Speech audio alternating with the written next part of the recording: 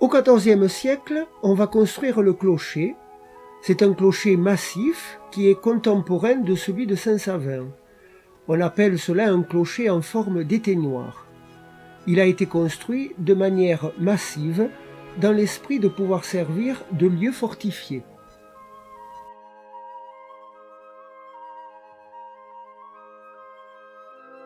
C'est en 1900 que l'escalier pour monter au beffroi fut achevé. Auparavant, il ne partait pas du sol, mais commençait à 6 mètres de hauteur, au niveau d'une petite porte que l'on peut encore apercevoir dans le transept nord. Ceci est un vestige de la cathédrale fortifiée. On atteignait cette porte au moyen d'une échelle. Le clocher ayant été construit d'abord et avant tout pour servir de donjon et de repli fortifié, d'où cette inaccessibilité de la porte d'entrée. Jusqu'au XVIe siècle, une garnison fut attachée à la cathédrale et l'on pense qu'une salle de garde devait se trouver à la croisée du transept.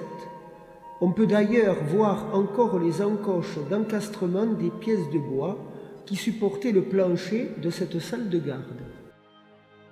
Si l'on arrive un peu essoufflé après avoir monté les 132 marches de la tour, par contre les yeux n'ont que respect et admiration pour cette magnifique cathédrale de bois.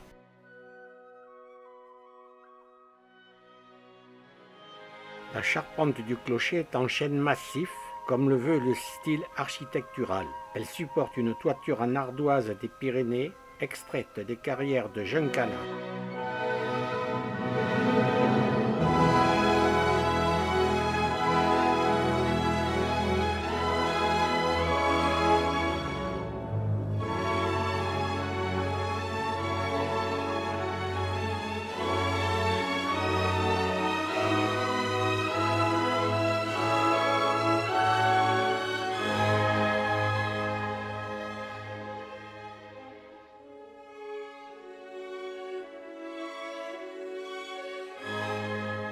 Quatre cloches composent le carillon de la cathédrale.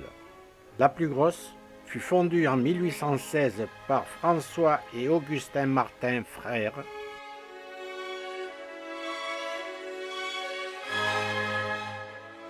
Elle porte cette date ainsi que l'effigie de Louis XVIII.